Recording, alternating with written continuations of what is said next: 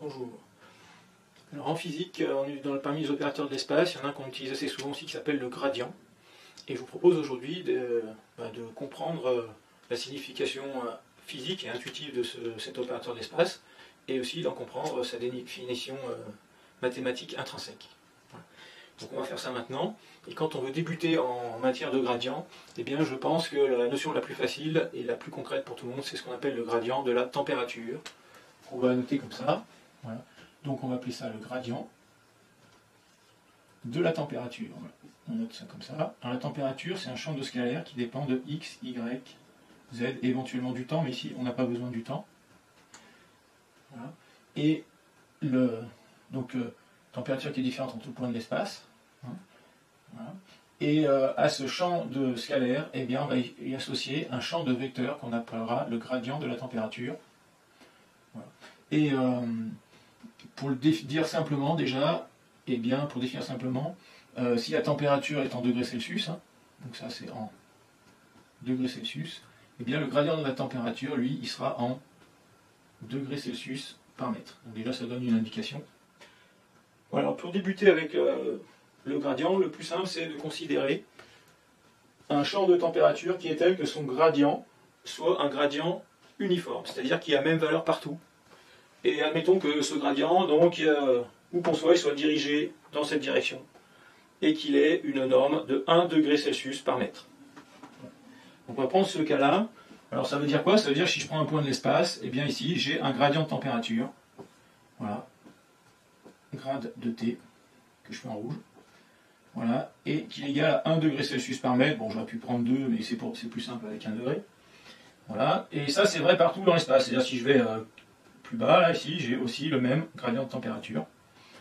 1 degré Celsius par mètre. Et j'ai la même chose, voilà, où que je sois dans l'espace, j'ai un gradient de 1 degré Celsius par mètre. Alors bien sûr, ça c'est un cas simplifié, mais qui va nous permettre de bien comprendre. Alors que signifie profondément ce 1 degré Celsius par mètre? Ça veut dire que si je pars d'un point de départ ici, que je vais appeler le point A, voilà, et que je me déplace dans le sens du gradient vers un point B, voilà, comme ça, donc le point B je le mets ici pour le moment. Voilà. Et mettons que cette longueur-là de déplacement fasse 1 mètre, eh bien, ça veut dire que la température, pardon, B c'est un point, la température en B, ici, eh bien, sera 1 degré au-dessus de la température en A, puisque j'aurai avancé d'1 mètre dans un gradient de 1 degré Celsius par mètre. Voilà. Donc typiquement, hein, si je prends un exemple, si on a 0 degré ici, eh bien, ici, on ne va même pas prendre, on va prendre 10 degrés, il fait 10 degrés, eh bien, ici, au point B, on aura 11 degrés de température. Ensuite, l'autre question qu'on peut se poser, si on part de B et qu'on avance encore d'1 mètre dans le sens du gradient, on va passer de 11 à 12 degrés, puis de 12 à 13, etc. Si on avait fait un demi-pas, on aurait eu 10 degrés, là, etc. Voilà. Et puis si on fait un pas dans le sens inverse du gradient, c'est-à-dire on va 1 mètre en arrière, eh bien là on serait à 9 degrés. Voilà, je ne dessine pas, mais vous voyez l'idée. Voilà. Alors ce qu'il faut comprendre aussi dans cette notion, c'est que si jamais on se déplace dans une direction perpendiculaire au gradient, mettons vers le bas ici, voilà. Donc là, je me déplace vers un deuxième point, que je vais appeler C. Voilà. De A à C, comme je me déplace perpendiculairement au gradient, je n'aurai pas de variation de température. Voilà. Donc ça veut dire que si on avait 10 degrés au point A, eh bien on se retrouve avec 10 degrés au point C. Voilà, ça ne change pas la température. Voilà, donc qu'on aille vers le bas, qu'on aille vers le haut, qu'on s'enfonce dans le tableau, qu'on revienne ici. Voilà, vers nous, il n'y a pas de variation de température. Voilà, ça c'est ce qu'il faut retenir de base, au moins sur l'hypothèse d'un gradient uniforme. Et on va maintenant utiliser ces notions-là pour décrire la relation mathématique qui va relier justement les variations de température, le déplacement, quand on se déplace ici, et le gradient de la température. Voilà, on va trouver une formule mathématique qui va résumer tout ce qu'on vient de dire, et notamment qui va prendre un cas particulier où on fait un déplacement non pas dans le sens du gradient, non pas perpendiculairement dans le gradient, mais un déplacement oblique. Voilà.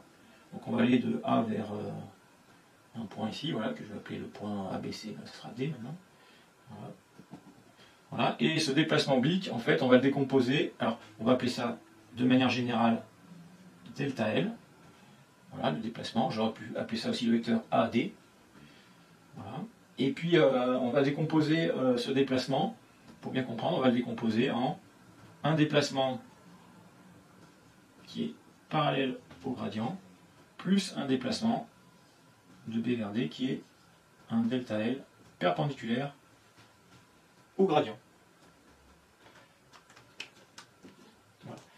Et en fait, on sait que la température va augmenter quand on se déplace parallèlement au gradient, mais quand on se déplace perpendiculairement, il n'y aura pas de variation de température. Voilà. Donc du coup, on va pouvoir écrire la chose suivante, c'est que la température en D moins la température en A, ce qu'on va appeler le delta T, la variation de température au cours d'un petit déplacement, eh bien, ça va être la longueur du déplacement parallèle au gradient. Donc ça va être delta L, je mets ici, delta L perpendiculaire, comme ça. On va mettre là, hein, delta L parallèle. Mais delta L c'est un vecteur, donc je vais prendre la norme du vecteur pour avoir sa longueur. J'aurais pu l'écrire delta L sans flèche, mais je préfère comme ça, c'est plus clair. Et il faut que je multiplie ça par la norme du gradient. Donc ça c'est en mètres, je multiplie par la norme du gradient qui est en degrés Celsius par mètre. Donc la norme du vecteur gradient de la température. Voilà. Et voilà, et ça me donne la variation de température. Voilà. Donc le vecteur gradient doit être tel, voilà, que cette relation est juste. Okay. Alors comment on poursuit? Bien, on va écrire ça de manière un peu mieux. Alors, le gradient de température, je vais le mettre au début. Et le delta L, eh bien le delta L, je vais le relier à la longueur du... Le delta L parallèle, je vais le relier au delta L, qui est ici, simplement en le multipliant par le cosinus, en faisant la projection, c'est-à-dire en multipliant par le cosinus de cet angle-là, que je vais appeler θ, temporairement. Donc en fait, ça va être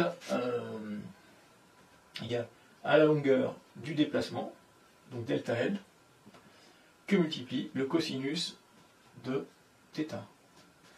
Et θ, maintenant, donc on va écrire tout pareil, je écris tout, gradient de la température, que multiplie la longueur du déplacement, que multiplie le cosinus. Et θ, finalement, c'est l'angle que fait delta L avec la direction qui est dans le sens du gradient.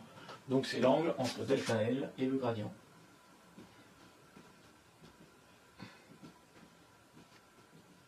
Voilà. C'est l'angle entre ces deux vecteurs. Et alors quel est l'intérêt d'avoir fait toute cette écriture? Eh bien c'est qu'ici on reconnaît l'écriture qui est la forme module du premier vecteur, fois module du deuxième vecteur, fois cosinus de l'angle entre les deux vecteurs. Et ça en mathématiques, c'est la définition du produit scalaire. Donc en fait, une écriture très compacte permettra d'écrire que ceci, c'est tout simplement le gradient de la température que multiplie le déplacement. Multiplication, alors je ne sais pas, on va mettre un point, mais c'est un produit scalaire en fait, cette multiplication, c'est ça qui est très important. Voilà.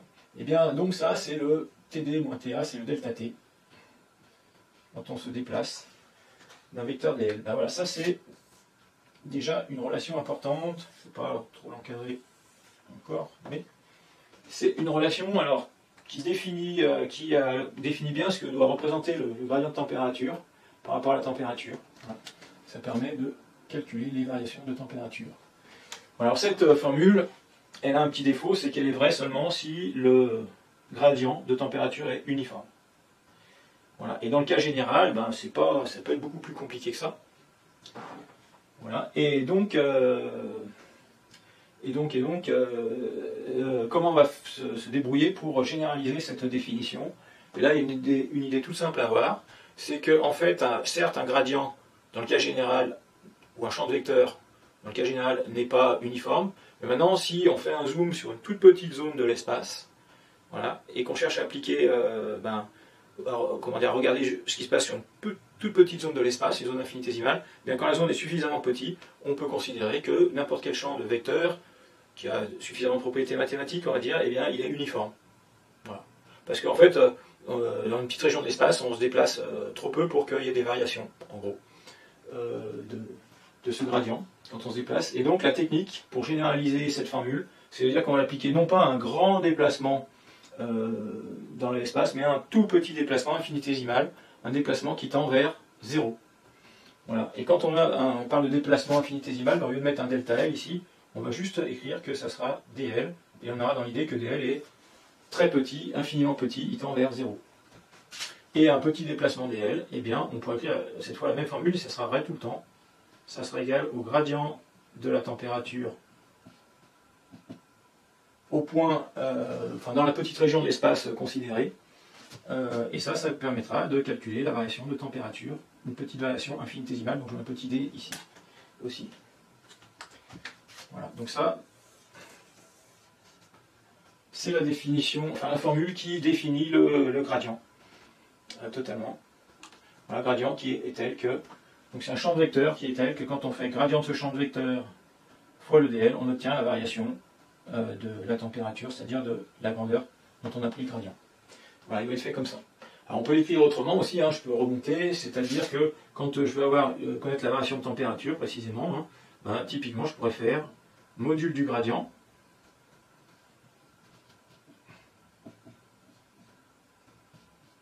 que multiplie la longueur du déplacement que multiplie le cosinus de l'angle entre le gradient de la température et le déplacement. Voilà, donc cette formule c'est la même en fait. Voilà. Et puis si on cherche à se donner une idée mais très très intuitive de cette formule, on va revenir un peu sur ce qu'on a fait, mais ça veut dire quoi? C'est-à-dire que si j'ai un endroit de l'espace où j'ai un gradient de température qui est comme ça, voilà, donc ça c'est mon gradient. Ensuite, si j'envisage à partir de ce point de départ, qu'on va appeler le point A, comme tout à l'heure, si j'envisage ensuite tout un tas de petits déplacements, donc si je fais un petit déplacement dans le sens du gradient ici, j'aurai une augmentation de température. Si je vais dans le sens inverse, j'aurai une diminution de température. Si je vais perpendiculairement, j'aurai une température qui reste constante. Et ici, j'aurai pareil une température qui reste constante. Et si je fais des obliques comme ça, eh bien, j'aurai des variations de température. Dans ce sens-là, la température va croître, dans ce sens-là, elle va décroître, mais par mètre parcouru, elle va croître moins vite dans cette direction que si je vais vraiment dans le sens du gradient. Voilà. Donc là, on peut imaginer tout un tas de dl autour. Voilà. Et quand on fait le produit scalaire, donc si les deux sont vraiment dans le même sens, quand on prend cette formule, on obtient le module de celui-là fois le module de celui-là, et le cosinus vaut 1 ici, en fait, puisque l'angle vaut 0. Donc c'est là qu'on a le maximum de variation de température, quand on va dans ce sens-là. Et quand on va dans ce sens-là, on aura le maximum de diminution de température. Voilà. Et quand on est perpendiculaire, on n'aura pas de variation de température. Ça veut dire que globalement, la surface isotherme, c'est-à-dire de température égale, c'est une surface qui est toujours perpendiculaire au vecteur gradient, localement. Voilà. Et si on est dans le cas d'un gradient uniforme, comme ici, les surfaces isothermes sont des plans qui sont perpendiculaires au vecteur gradient, tout simplement. Voilà, donc ce qu'il faut retenir, c'est cette formule-là, qui définit ce qu'est le gradient. Voilà. Et bien, je fais une petite coupure vidéo, et ensuite, on va voir comment, à partir de cette formule, on peut voir comment on calcule un gradient, notamment quand on travaille en coordonnées cartésiennes. Allez, bien, tout de suite pour cette vidéo.